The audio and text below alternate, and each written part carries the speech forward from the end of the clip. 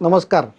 आज जगभरात इराण विरुद्ध अमेरिका आणि इस्रायल असा संघर्ष आणि युद्ध पेटलेला आहे. याचे दूरगामी परिणाम जगाच्या जिओपॉलिटिक्सवर तर होतातच आहे, पण आज जगाच्या अर्थव्यवस्थेवर आणि विशेषतः कच्चा तेल, LPG, CNG या गोष्टींवर खूप मोठ्या प्रमाणात परिणाम होतात आहे. भारताची जी अर्थव्यवस्था आहे ती एक तर नरेंद्र मोदीजींच्या नेतृत्वात जे नियोजन झालेलं आहे त्याच्यामुळे आपल्याला तेवढा परिणाम होत नाही आहे जेवढा बाकीच्या जगाच्या देशांवर होतोय. पण तरी पण आपल्या देशात काँग्रेस पार्टी आणि त्याचे जे डावे हस्तक आहेत हे दुष्प्रचार करतात आहे, अफवा पसरवण्याचा प्रयत्न करतात आहे. तर आज मी काँग्रेस पार्टी आणि त्यांचे जे हस्तक आहे त्यांचा जो दुष्प्रचार आहे त्याच्याबद्दल तुम्हाला विस्तृत माहिती देण्यासाठी हा व्हिडिओ तयार केला. पहिले तर त्यांनी काय सुरुवात केली की आज जो स्ट्रेट ऑफ हॉर्मुझ आहे, स्ट्रेट ऑफ हॉर्मुझ म्हणजे जो शिपिंग साठी एक रस्ता आहे ज्याच्या एका साईडला इराण येतं आणि एका साईडला गल्फ कंट्रीज येतात, सौदी अरेबिया असो, ओमान असो किंवा दुबई असो, त्याच्या मधनं खूप एक अरुंद असा एक शिपिंग लाईनचा रस्ता आहे. त्याच्यात स्ट्रेट ऑफ हॉर्मुझ मध्ये त्यांनी असं पसरवलं की इथून फक्त चायना, बांगलादेश आणि बाकीच्या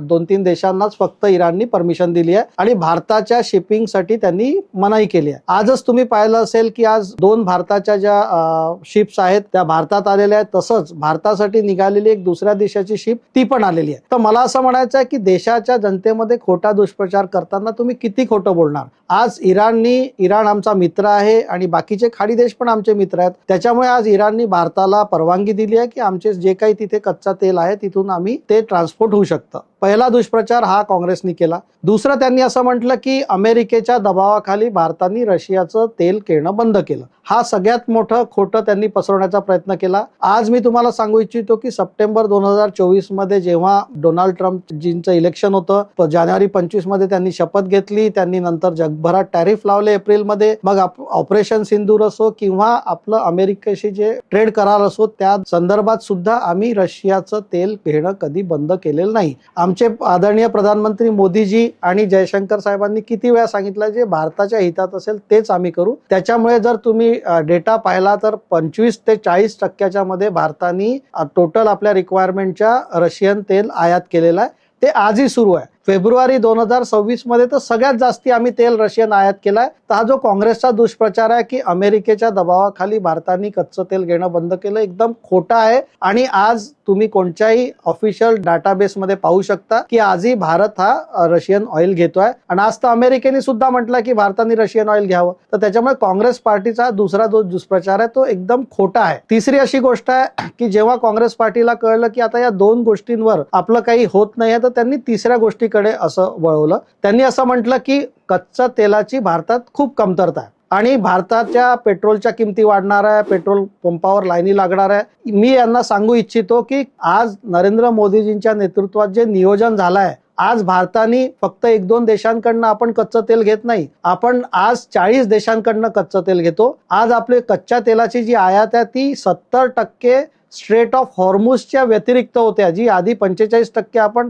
स्ट्रेट ऑफ हॉर्मुझ कडनं घ्यायचो, आज ती 70% आम्ही वेगवेगळ्या देशांकडनं घेतोय. त्याच्यात रशिया असेल, आफ्रिका असेल, वेस्ट आशिया असेल, अमेरिका असेल, अशा सगळ्या देशांकडनं कच्च्या तेलाची आम्ही हे करतोय. 55 लक्ष आपलं रोजचं कन्झम्पशन आहे, पण आज भारताकडे 60 ते 70 दिवसाचा हा स्ट्रॅटेजिक बफर साठा आहे. हा स्ट्रॅटेजिक बफर साठा म्हणजे आपण तो काही वापरणार नाही आहे, कारण आज आपल्याकडे कच्चं तेल सगळीकडनं येत आहे आणि आज आपल्या रिफायनरीजला सरकारने सांगितलंय की तुम्ही 100% तुमचं प्रोडक्शन कॅपॅसिटी करा. तुम्हाला अजून एक सांगू इच्छितो की आज भारताची जी रिफायनिंग कॅपॅसिटी आहे ती त्याच्यासाठी लागणाऱ्या तेलाच्या वरती आहे. म्हणजे आपण आपल्या देशात जेवढं तेल लागतंय पेट्रोल डिझेल त्याच्यापेक्षा आपण जास्ती प्रोसेस करू शकतोय आणि आपण ते दुसऱ्या देशांना एक्सपोर्ट करतोय. तर आज कच्चा तेलाचा आपल्याला काही तुटवडा नाही आहे, कुठेही पेट्रोल पंप बंद नाही आहे, कुठेही डिझेल नाही आहे. काँग्रेसच्या काळात तर तुम्ही त्यांचे पेट्रोलियम मंत्र्यांचे स्टेटमेंट पाहिले असतील की 8 वाजता रात्री पेट्रोल बंद करा, रांगाच्या रांगा पेट्रोल पंपवर लागायच्या. जेव्हा काही पण रशिया, युक्रेन किंवा इराण, अमेरिका, इस्रायल सारखं कधीच युद्ध नव्हतं, तरी काँग्रेस पार्टीचं जे मिसमॅनेजमेंट आहे त्याच्यामुळे देशावर अशी परिस्थिती होती की लोकांना पेट्रोल पंपवर रांगा लावायला लागायच्या. आजही 2022 पासून पेट्रोलचे आणि डिझेलचे भाव तेवढेच आहे. तुम्हाला जाणून आश्चर्य वाटेल की काँग्रेसच्या काळात 2004 ते 14 मध्ये जवळपास 150% पेट्रोल आणि डिझेलचे भाव वाढले होते आणि 2014 ते 26 च्या मध्ये फक्त 35 ते 55% मध्ये पेट्रोल डिझेलचे भाव वाढले.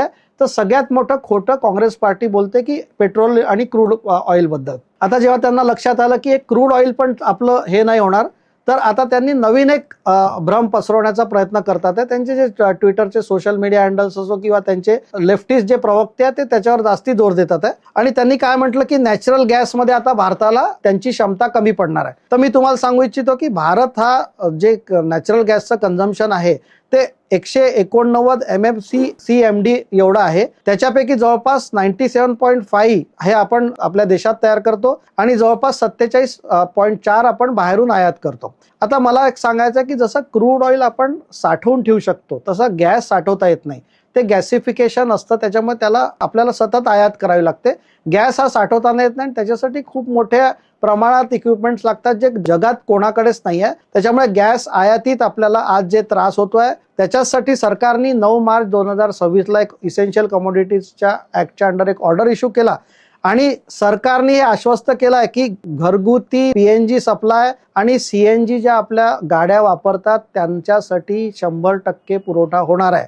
त्याच्या व्यतिरिक्त आमच्या चहाचे जे उद्योग आहे, मॅन्युफॅक्चरिंग उद्योग आहे, त्यांच्या 80% त्यांचं जे ॲव्हरेज होतं मागच्या 6 महिन्याचं त्याचा पुरवठा होणार आहे. फर्टिलायझर्स आणि बाकी गोष्टींसाठी पण 70% त्यांचा पुरवठा होणार आहे. तर जेव्हा घरगुती आणि आपल्या ज्या गाड्या चालणार आहे त्याच्यासाठी पूर्ण आपला पुरवठा होणार आहे. याच्या व्यतिरिक्त आपल्याकडे वेगवेगळ्या देशातनं गॅस आयात करण्याचा प्रयत्न चालू आहे. त्याच्यामुळे आपल्यावर काही गॅसचं संकट येणार नाही. तर काँग्रेसचा दुष्प्रचार आहे की तुम्ही गॅसचं संकट येणार आहे. आता याच्यानंतर त्यांनी असं भासवण्याचा प्रयत्न केला की आज देशात LPGचा तुटवडा होणार आहे आणि प्रत्येक घराघरात हा प्रॉब्लेम होणार आहे. आज मी तुम्हाला सांगू इच्छितो की हे खरं आहे की देशाच्या जवळपास 60% LPGचं आपण जे हे आहे कन्झम्पशन आहे ते आपण इम्पोर्ट करतो आणि त्याच्या 90% जे आहे त्या म्हणजे त्या 60%च्या 90% आपण स्ट्रेट ऑफ हॉर्मुझ मधनं घेतो. तर आज जर आपण बघितलं तर आपल्याला LPG साठी स्ट्रेट ऑफ हॉर्मुझवर बऱ्याचशी आपली अवलंबून आहे. पण तरी पण सरकारने असं केलंय की बाकी जे प्रोपेन बुटेन हे जे प्रॉडक्ट्स आहे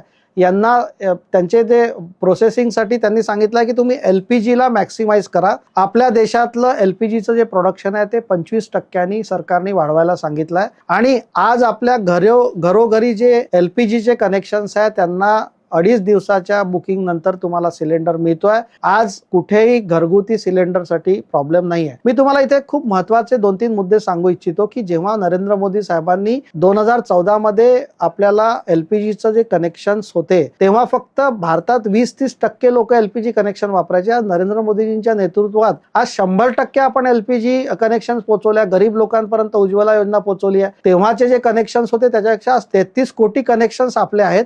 त्याच्यात 10 कोटी आपले उज्ज्वला योजनाचे. त्याच्यामुळे आज भारताचं जे LPG कन्झम्पशन आहे ते काँग्रेसच्या काळापेक्षा कितीतरी पटीने वाढलंय. तरी पण भारताची असं नियोजन आहे की घरगुती यांना काही त्रास नाही होणार. तुम्हाला जाणून आश्चर्य वाटेल, काँग्रेस पार्टीने परवा एक कांगावा केला की गॅसची किंमत 60 रुपयांनी वाढली आणि ती 913 रुपये झाली. मला तुम्हाला सांगायचं आहे की 1 एप्रिल 2014 काँग्रेस पार्टीच्या राज्यात गॅसची किंमत 1241 रुपये होती. म्हणजे आजपासून 10 वर्षापूर्वी आज आपण 913 रुपयाला गॅस देतो आणि आजपासून 10 वर्षापूर्वी 1241 रुपयाला गॅस आपण घेत होतो. त्याच्यामुळे हे जे सरकारचं नियोजन आहे याच्याबद्दल काँग्रेस पार्टी कधी सांगणार नाही.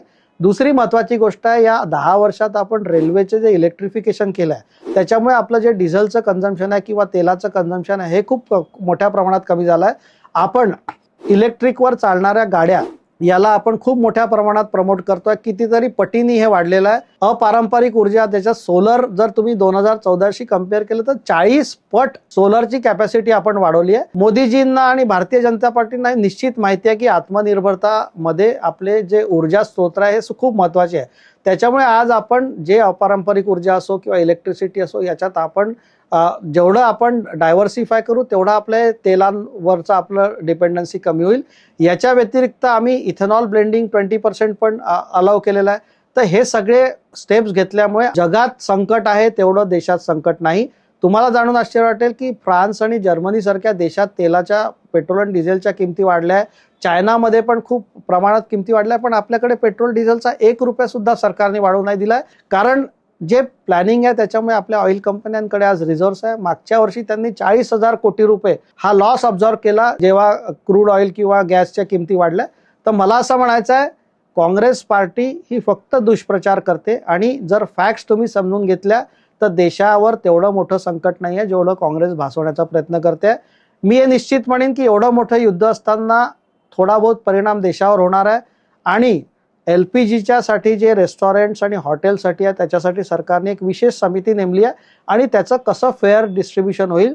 भारतीय जनता पार्टी नरेंद्र मोदीजींच्या नेतृत्वात हे असं सरकार आहे की देश प्रथम. आमचा पार्टीचा स्लोगनच आहे की nation first, party second, individual last. आणि काँग्रेस पार्टीचं कसं आहे, फॅमिली फर्स्ट, वोटर सेकंड आणि नेशन लास्ट. त्याच्यामुळे तर दुष्प्रचार करतात आणि जनतेला बोलवण्याचा प्रयत्न करतात. देशावर संकट आलं तर यांना आनंद होतो.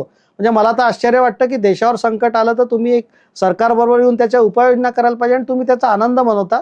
पण मी आज तुम्हाला सगळ्यांना आश्वस्त करू इच्छितो की देशावर जे संकट आहे ते जगावर जे संकट आहे त्याच्या प्रमाणात खूप छोटं आहे आणि नरेंद्र मोदीजी सक्षम आहे, कोणालाही याचा त्रास होऊ देणार नाही. नमस्कार.